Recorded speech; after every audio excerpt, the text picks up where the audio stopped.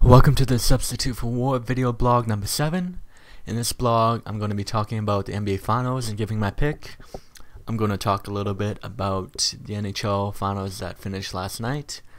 And I'm going to spend a brief time giving my thoughts on the Manny Pacquiao-Bradley controversial boxing match this weekend. So the NBA Finals start tonight, and my pick is Miami in 6 games.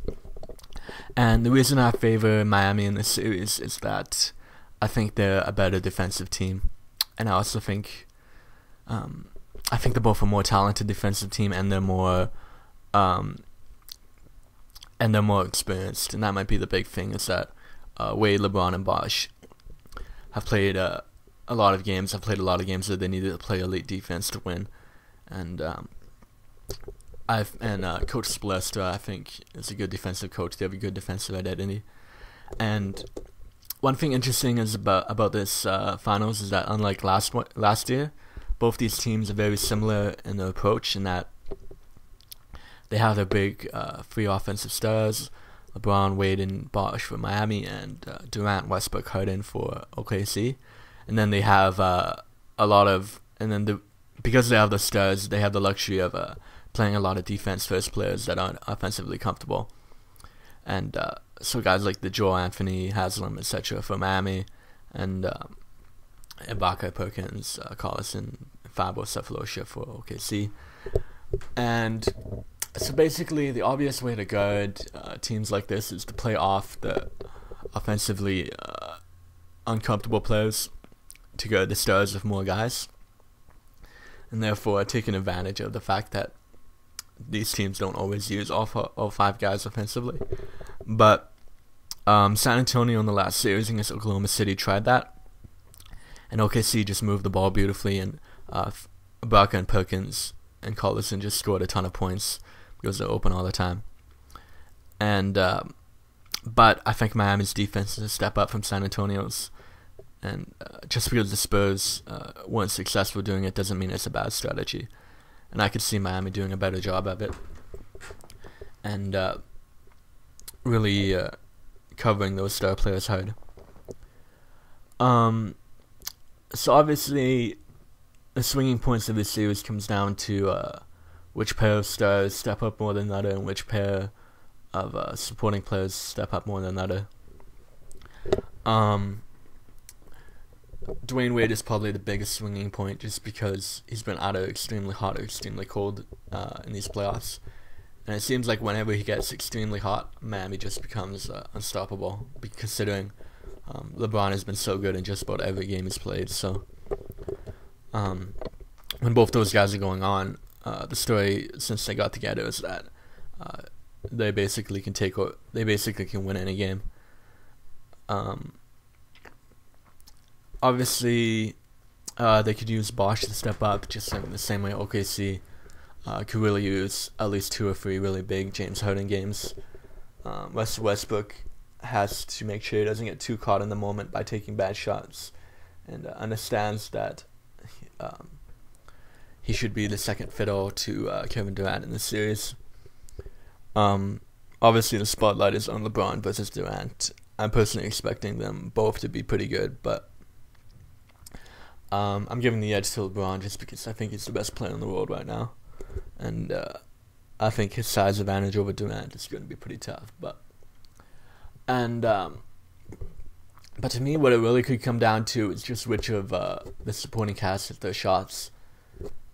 If guys like Battier and Chalmers and Miller are hitting threes all game, Miami's going to be pretty tough to beat, and Haslam as well, hitting that mid-range shot. And obviously the same with OKC. If Derek Fisher has a few more games where he hits 4 or 5 threes, if Thabo is hitting his shots, if Daquan Cook is doing quite well, that would be dangerous as well. But yeah, my thing with Oklahoma City is I felt like they're one scorer away, and particularly in the front court.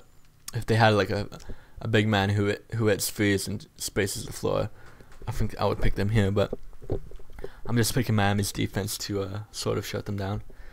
And obviously it's the 2-3-2 split. in terms of the home away.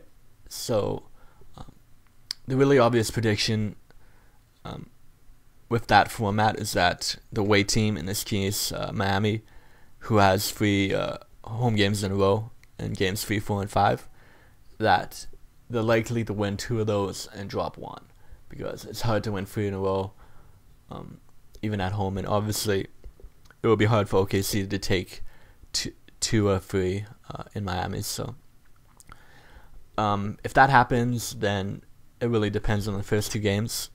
If OKC goes up 2-0 and then they just take one of those Miami games, then they're leading 3-2 going into game 6 and 7, at which point the series is basically over.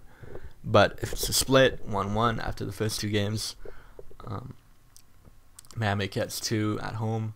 Now they're leading 3-2 in game 6, and at that point I think it's pretty close to 50-50 whether the road team can close it out in game 6 like Dallas did last year, or whether it could be like Los Angeles 2 years ago where they won game 6 and 7. And that would be my prediction, is that Miami splits the first 2, gets 2 or 3 at home to have a 3-2 lead, and then closes out in 6 in OKC. Okay, the next thing I'm going to talk about, the NHL Stanley Cup Finals that finished last night.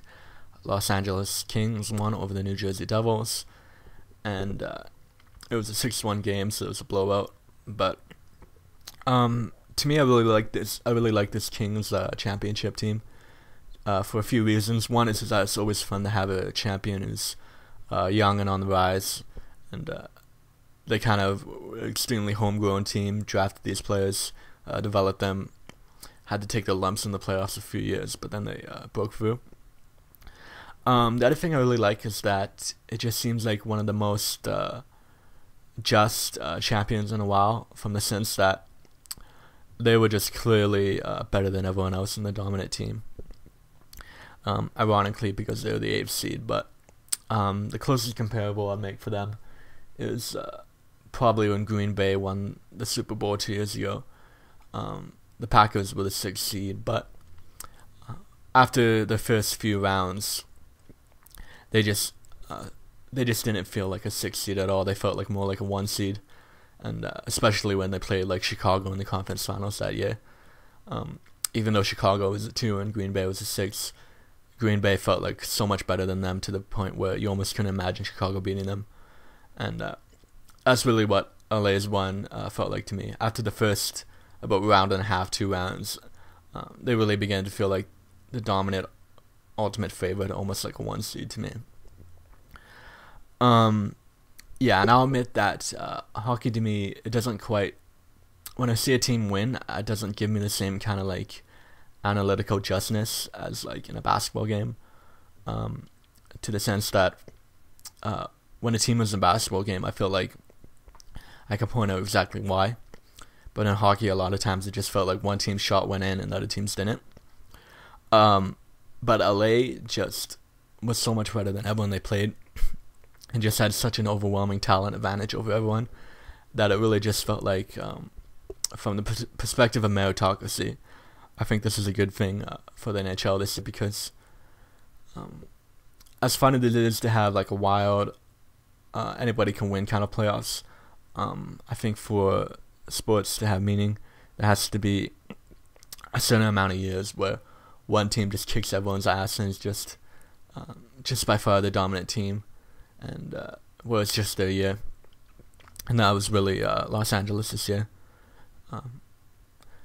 The one thing that concerns me is that the NHL, after the lockout, they put in a hard cap, and they put in they're very clear about wanting there to be a lot of parity, and a lot of a sense of that going into every year, teams would have a chance to win. In the same way the NFL, it seems like a different team wins every year. I think it's something like 10 straight years a different team has won in the NHL. And basically, 2 years ago, Chicago had a team that, if the system allowed them to keep everyone, they probably would have had like dynasty potential. They would have been very hard to beat in that conference final, but they basically had to blow up. They had to let a lot of the supporting players go on free agency, and they've been a much more meek playoff knockout since. So that's my concern a little bit with LA, is that they might have to. It might be hard to maintain this exact team. They'll keep the star players, but they might have a lot more shallow depth in a few years. And the concern of that is that 20 years ago, they looking at this championship one team, they probably could have said, this team is going to be hard to beat in the conference every year. They have dynasty potential. But because the hard cap makes it hard to keep a team together, who knows if there's as much a chance for them to make a really historic repeated one to the finals and championships. And again, it's nice to have different teams having a shot every year, but I also think there's some value in franchises kind of being the big bad dog of a decade for a league and just continuing to dominate. And the hard cap might make it harder for a team like LA to reach the potential from that perspective. So anyways, the last thing I'm going to talk about is the Manny Pacquiao-Timothy Bradley Jr. Fight this weekend in boxing. Bradley got the decision, which was a huge controversy because just about everyone thought Manny. It looked like an easy win for Manny. It just looked like he dominated Bradley, but actually I didn't think it was quite as outrageous as some people did. The thing is that if the fight was judged holistically, as a whole, then Manny would obviously be the winner, just because the most memorable part of the fight was Manny just beating the crap out of Bradley. From rounds about 3 through 7, he just got a tons of hits on him and really hurt Bradley, and Bradley never even came close to hurting Pacquiao. But obviously the way the match is actually judged is by round, and that's why I feel like Bradley has a little bit more of a case than he's been given credit for, because to me rounds 1 and 2 were close to a toss-up, and then 3 to 6 Manny basically beat the crap out of him. 7 they both got the hits in, and then I feel like from 8 to 12 I really feel like it was a toss-up again, and I actually feel like Bradley was being aggressive in those rounds and Manny was kind of coasting, I thought.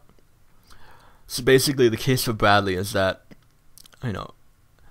like 7 to 12 in the first 2 rounds, that's like 8 total rounds, so could you make a case that he got 7 of them? I wouldn't give it to him personally, but I think you can make the case. My personal card, again, I'm not a huge boxing guy, but I give Bradley rounds 2, 8, and 10, 11, and 12. And so that's 5, but would it be outrageous for him to get 7? From my perspective, no. I had a 7-5 Pacquiao, but my personal feeling on the match was that it was somewhere between 7-5 Pacquiao and 7-5 Bradley. And what it comes down to is that even if Bradley won like 4 of the last 5 rounds or whatever, which just looking at the scorecards, it seems like all the judges seem to give him something like that. They just weren't that impressive because it was more like he was jabbing and Manny wasn't really doing anything. So the fact that Manny's best rounds were so much more impressive than his makes it feel like he really should have won. But from a technical perspective of the way they score them, I don't think it's outrageous.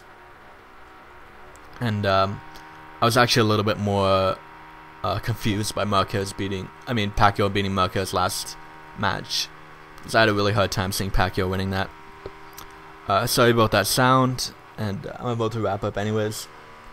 Thank you for watching this, and I'll try to get some more videos up.